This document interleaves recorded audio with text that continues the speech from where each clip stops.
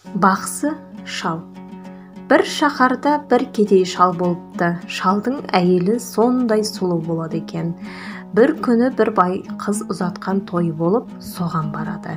Әлгі шалдың әйелі барса, өзінен басқа әйелдің бәрі де жоғары отыр. Жалғыз төмен отырған осы шалдың әйелі. Әйел ішінен ит құса болып отырып, той тарқаған соң үйіне келіп шалға: «Мен сенен кетемін», дейді. Сорлы шал сасып: «Ей, өзің не деп тұрсың? Кеткенің не?» деп сұрайды. Сонда қатыны тұрып: «Сен кедейсің, менен елдің қатынының бәрі жоғары, байлардың да әйелі, бақсының қатыны да артық. Сенің түрің мынау, өзіңнің қолынан еш нәрсе келмейді. Мен сенен басқа адамға тиемін», дейді. Сонда шал тұрып: «Ей қатын, сен кетпе, мен бір амал табайын», деп сол жерде ойланып өтірік бақсы болмақшы болады. Бақсы болып елдің тамырын ұстап ойнап сөйтіп жүріп, айла тауып елге бақсы атанады. Бір күні шал бір ауылдан бақсы болып суды үрлеп келе жатса, қаланың іші тысы жиналған адам келіп бір кісіден: «Бұл не?»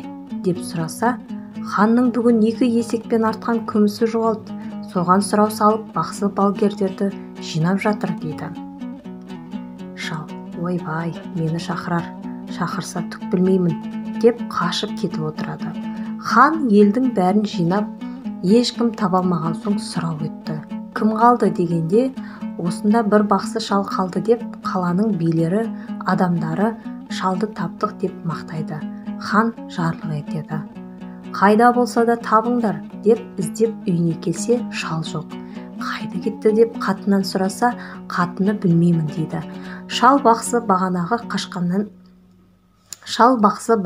қашқаннан шәрден шығып бара жатса, бір судың жағасындағы көп ағаш бар екен. Соған қарай жүреді. Келе жатса, бір 3 адам алдынан келе жатады. Бақсы шалды көреді. Ол 3-еуі ұры екен. Әлгі есекті алтымен солар алып ұрлаған екен. Мына шал солай бара жатқан соң 3-еуі қорқып ақылдасады: «Мына бақсы біліп келе жатыр бізді. Қазір табады да ханға алып барады. Онан соң хан басымызды алады. Онан да өзіне жалынып есекпен бұлды беріп, бізді айтпа деп нәрсе беріп қайырайық», дейді де шалдың алдынан 3-еуі шығады. Шал қорқып, бұлар өзі мені ұстап тонар, неге қарсы жүреді деп қисайып бұрылып қашады.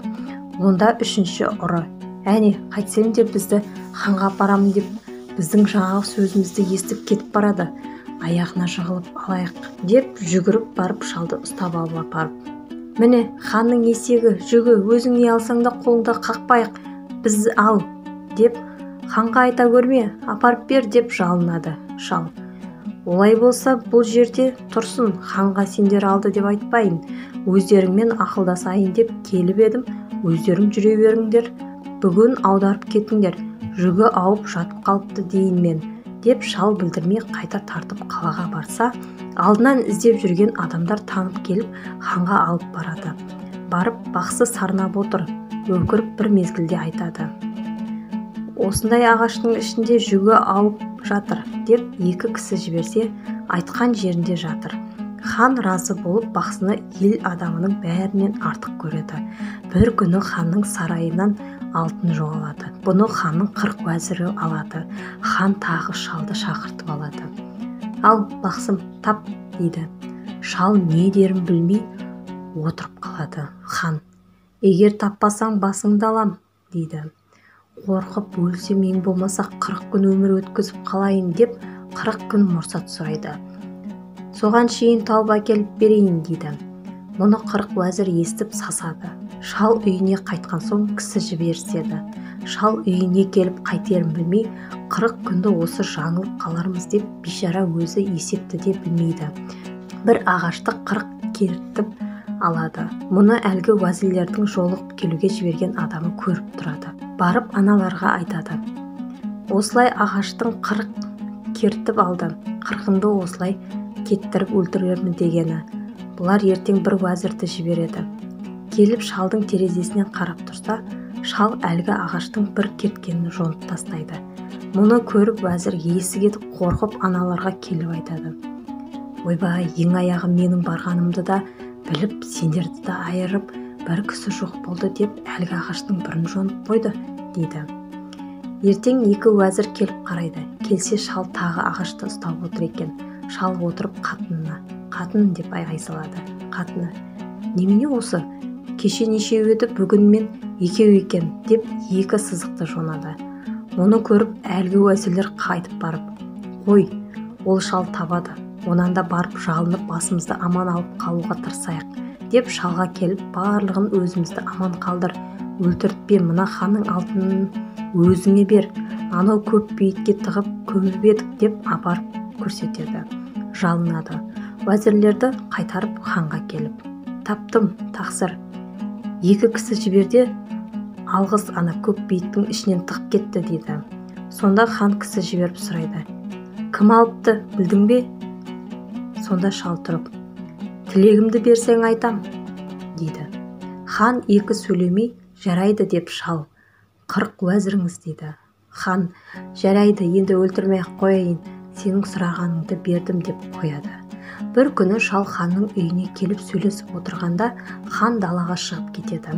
Хан шығып дәретке отырса, бір шолақ қанатының жартысы сынық шегіртке ханның алдына келіп қонады. Хан қолымен екі рет басып қалып екеуінде ұстай алмай, үшіншісінде ұстап алып, қолына қысып ұстап келіп, үйге кіріп шалға келіп, «Осы қолымда не бар? Тапқыш болсаң осыны тапшы» дейді. Шал сасады, не дерін білмей қорқып уайымға түсіп былай дейді.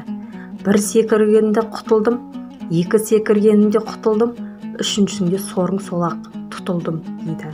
Сонда хан, пай шіркін, қалай тапқыш едің деп шегірткені тастай береді.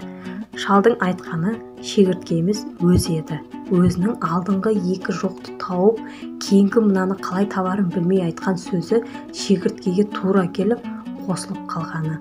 Сөйтіп шал аман құтылыпты. Содан қанша сый алып өлімнен құтылған екен.